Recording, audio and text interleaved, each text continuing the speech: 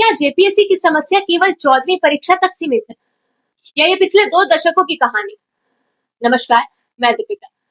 झारखंड के लाखों युवाओं के लिए जेपीएससी केवल एक परीक्षा नहीं, ये वर्षों की मेहनत, परिवार की उम्मीदें और एक बेहतर भविष्य का सपना है। लेकिन जब किसी परीक्षा पर बार बार सवाल उठने लगे तो सवाल केवल परिणाम का नहीं रहता, बल्कि पूरे सिस्टम पर भरोसे का बन जाता है।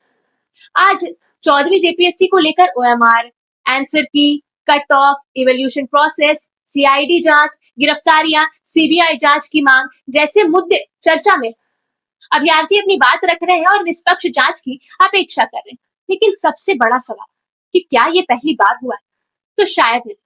यदि जेपीएससी के इतिहास को देखें तो विवाद लगभग इसकी शुरुआती भर्तियों से ही सामने आते रहे।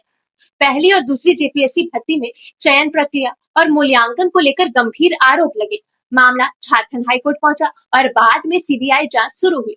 लगभग 12 वर्षों की जांच के बाद सीबीआई ने आरोप पत्र दाखिल किया, जिसमें कुछ अभ्यर्थियों के प्रीलिमिनरी, मेंस और इंटरव्यू अंकों में कथित हेराफेरी के आरोप लगाए गए।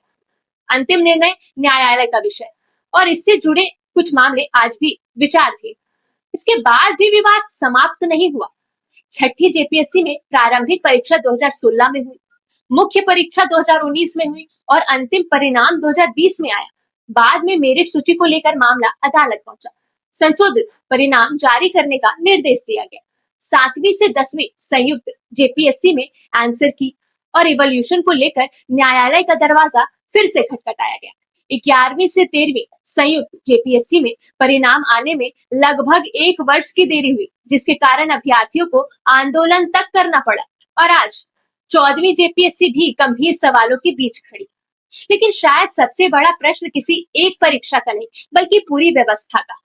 झारखंड, उत्तराखंड, छत्तीसगढ़ तीनों राज्यों का गठन वर्ष 2000 में हुआ, लेकिन लगभग 26 वर्षों में जहां उत्तराखंड ने लगभग 18 से 20 और छत्तीसगढ़ ने लगभग 21 से 22 राज्य सिविल सेवा भर्ती चक्र पूरे किए, वहीं झारखंड में 7वीं से 10वीं और 11वीं से 13वीं संयुक्त परीक्षाओं को अलग माने तो वास्तव में केवल लगभग 9 बड़े भर्ती चक्र ही पूरे हुए, यानी औसतन लगभग 3 वर्ष में एक भर्ती चक्र। हर वर्ष प्रशासनिक पद रिक्त होते हैं, हर वर्ष हजारों युवा तैयारी शुरू करते हैं, लेकिन यदि भर्ती नियमित ही ना हो तो सबसे बड़ी कीमत कौन चुकाता है?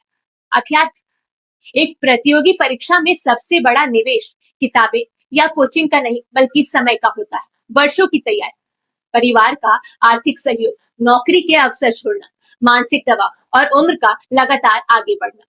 जब परीक्षा, परिणाम और न्यायिक प्रक्रिया वर्षों तक चलती है तो ये समय वापस नहीं आता, लेकिन इसका असर केवल युवाओं पर ही नहीं पड़ता। सरकारी पद लंबे समय तक खाली रहने से प्रशासनिक व्यवस्था भी प्रभावित होती है।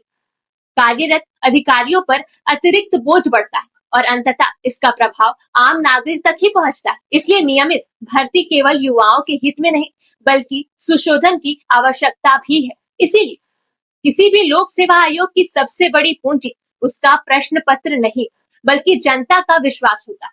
यदि हर कुछ वर्षों बाद आंसर की, ओएमआर, इवोल्यूशन, मेरिट लिस्ट या चयन प्रक्रिया पर प्रश्न उठने लगे तो नुकसान केवल एक परीक्षा का नहीं होता, बल्कि पूरे संस्था की विश्वसनीयता प्रभावित होती है। जेपीएससी केवल एक आयोग नहीं, ये झारखंड की प्रशासनिक प्रतिभा का प्रवेश द्वार है।